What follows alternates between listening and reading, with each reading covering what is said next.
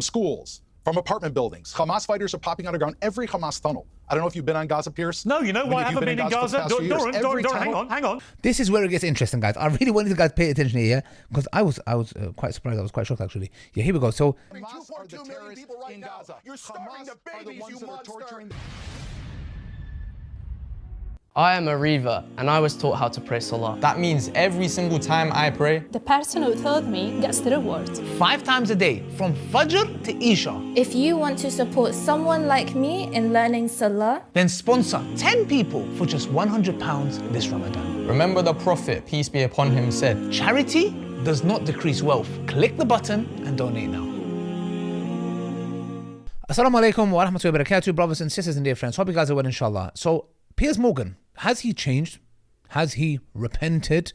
Has he changed his ways, and is he pro-Palestinian now? Well, it doesn't matter, because even if he is or not, it doesn't mean nothing, because we are not going to forget what he done and how he was supporting this genocide. And now that his tone has changed after thousands, 53,000 plus people dying, after that now he wants to change. It's too little too late, my friend. However though, you pushing them, finally, we're going to take advantage of that, inshallah. So here's the interview Piers Morgan had with one of their dirtbag Israeli Zionists, as you can see, inshallah. And let's see what justification he had. I mean, surely they have to come with something new. And let's see how Piers Morgan, he's actually made it very clear to the Israeli official that he wants to enter Gaza. But let's see what's his reason, what's stopping him. Here's the video. A scale of terror attack we have rarely seen in modern times. Of course, Israel had to respond. Of course, it was going to respond with force. Hamas knew that. Everybody knew that. And the question I kept asking for the first few weeks and months was, well, what is a proportionate response? I didn't know the answer. I genuinely did not know the answer to what was a proportionate response. But what I feel now is that whatever the answer... Piers, did you do the same thing when Russia was attacking Ukraine? Did you say, let's assess and see? I don't know what is a proportional response. I don't know. No, you didn't, you hypocrite. And low-key called you out, and you was called out day in, day out, and you persisted and carried on. But let's carry on, inshallah. This has gone way beyond a proportionate response. And that there are clearly people in the Netanyahu government, perhaps including him, who just want to just keep pounding away here because they don't really have any plan for what happens when they stop pounding. In Netanyahu's case, he faces corruption trials when he comes out of this war, which is no incentive to end a war by any yardstick. So one thing that you see, brothers and sisters, with Piers Morgan is that a proportion, like now he's outraged. You know what it took? Like if it's Ukrainian civilians, it only takes 1 or 2 or 3, 4 deaths. And then it becomes a whole wild, like, you know, this is a disproportionate response. Like the journalist was saying, you know, this is something that belongs to the Middle East, you know, not for the blonde hair, blue-eyed individuals, yeah? You can see. But with the Gazans, with the Muslims, the death toll has to be huge for it to have the same response. So imagine, 2 for Ukrainians and 53,000 Palestinians is when they start to say, okay, we need to question it. Hypocrisy. But more importantly, it's clear from all the intelligence the Americans have been receiving and all the reports we've been seeing, there's no real evidence that Hamas has been neutralized at all with this relentless bombardment. We've now had 6 times the tonnage of bombs that you saw in Nagasaki and Hiroshima combined. I mean, let's just go to that point, inshallah. So has Hamas been destroyed? No. Let's look at some articles, some of them, what they have been saying, inshallah. So, brothers and sisters, Middle Eastern Eye, US says Hamas has replaced almost all its killed fighters. The Mirror, Hamas fighters are on the rise and still powerful force in Gaza. Yes. The Times of Israel, Hamas has added up to 15,000 fighters since the start of the war. Yes. And we got the list going on. The Jerusalem Post, Hamas recruiting more terrorists in Gaza Strip to combat. So as you can see, brothers and sisters, Israel has been losing the war on all grounds. On a space which is, I think, a third of the size of those 2 cities. And where have we got? We've got to a place where Hamas clearly still are there.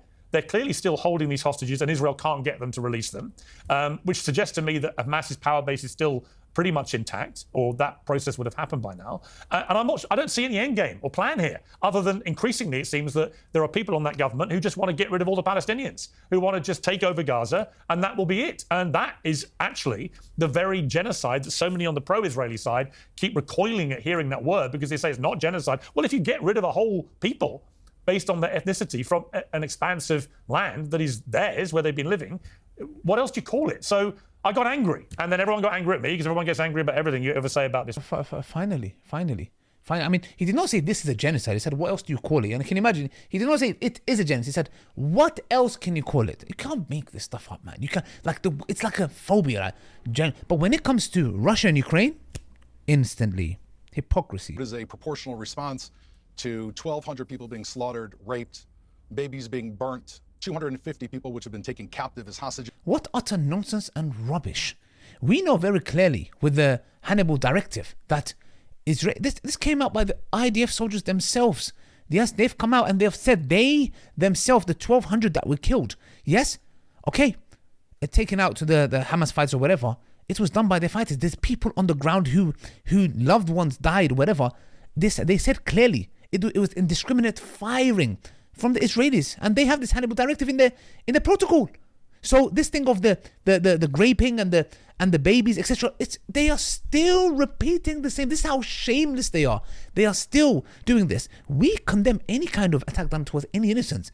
The point is, why spew lies? The whole world has seen it. 57 of which are still in the Gaza tunnels. I'll tell you, I think that the word is a smokescreen.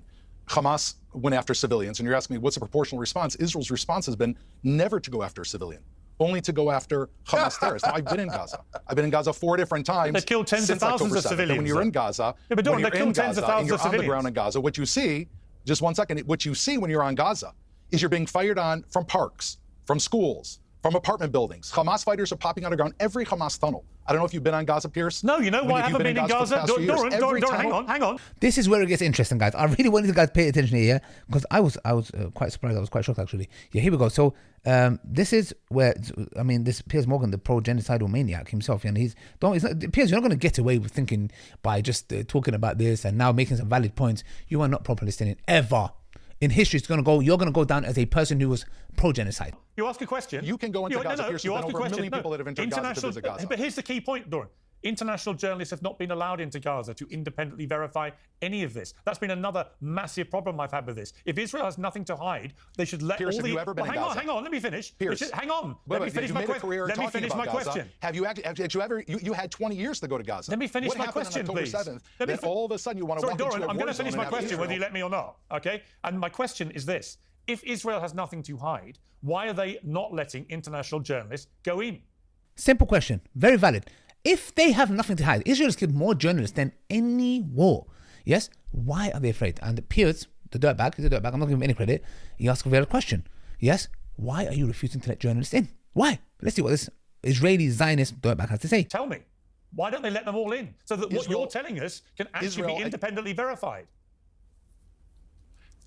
Pierce, Israel is trying to deal with a terrorist regime that is popping out of tunnels, popping out of buildings, is everywhere. And you want us to unleash a flood of reporters into the area. When a Hamas reporter was killed because he was Hamas, the entire world media blamed Israel for killing a reporter. And he was a member of Hamas, a verified member of Hamas that filmed himself as part of October 7th. So you want us to unleash 1,000 reporters. You're not banning the international media out of concern for their safety. 1 second, Pierce. Don't insult my intelligence, Doran. You asked me about a... Piers has intelligence now. I mean, look, because he's stating the obvious now. He's like, you think I'm stupid now? Yeah, you've been stupid for a long time, Piers. You've been a very stupid man, you have. Yes?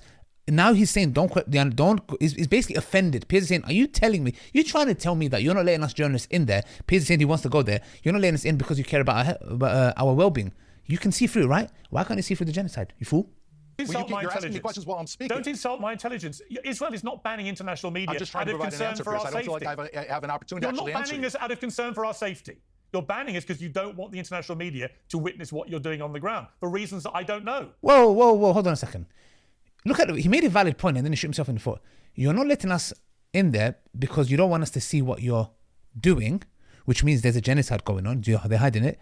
And then he follows the sentence up with saying that, I don't know for what reason are you stupid? Like, I'm trying to understand. You just explained why they're not letting journalists in, because they're committing a genocide and they don't want you to witness that and tell the whole world, which the whole world is already seeing.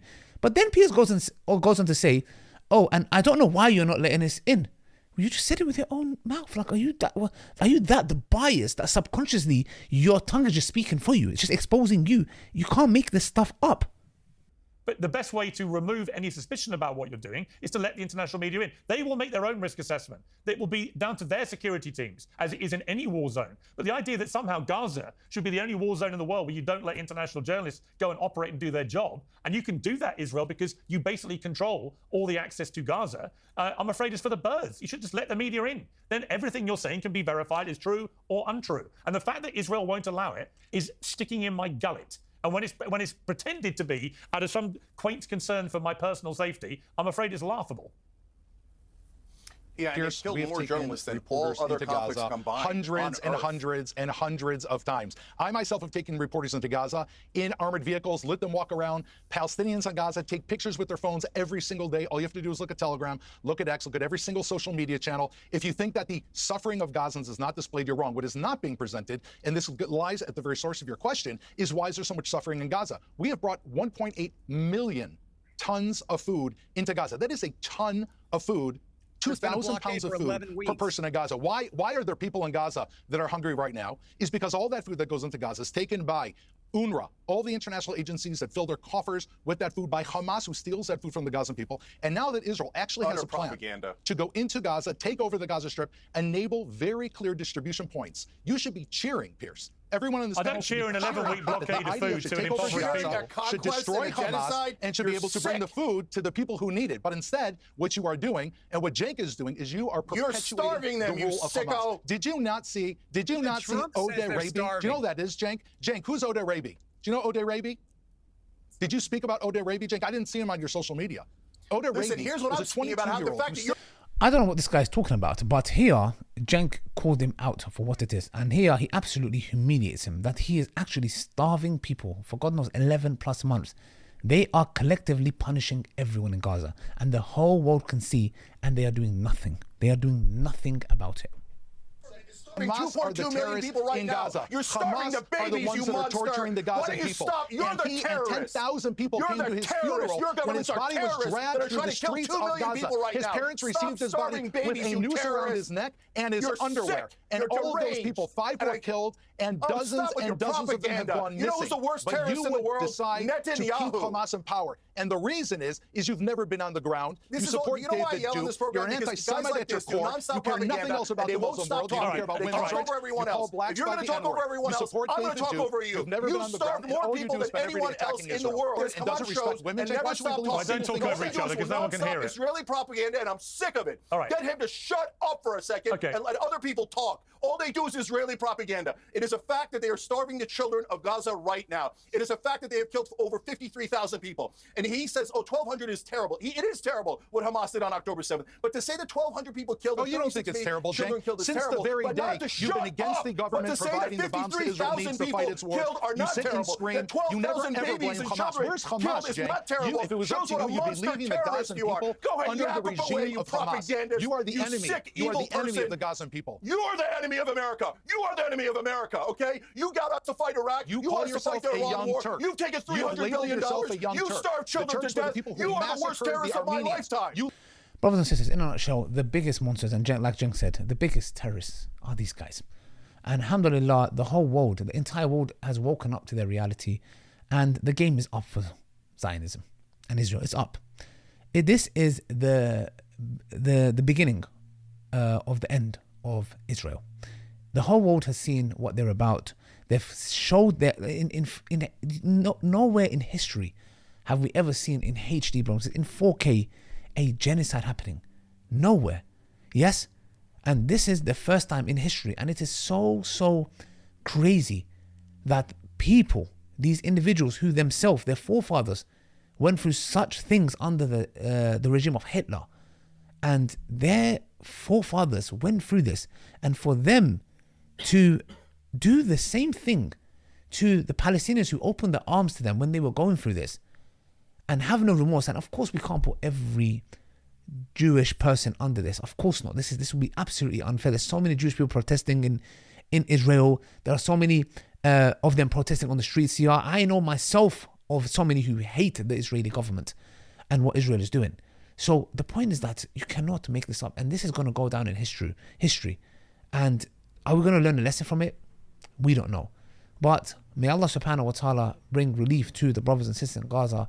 I cannot put into words how traumatizing it is as a father myself to see my kids starving and I cannot even give them food. Wallahi, I ask Allah subhanahu wa ta'ala to deal with them. May Allah subhanahu wa ta'ala deal with them, and may Allah allow us to see that day. Wallahi, it is the beginning of the end of Israel, and may Allah subhanahu wa ta'ala allow me to see that day before I die, inshallah. In this life or in the hereafter, brothers and sisters, keep them in your du'as, inshallah.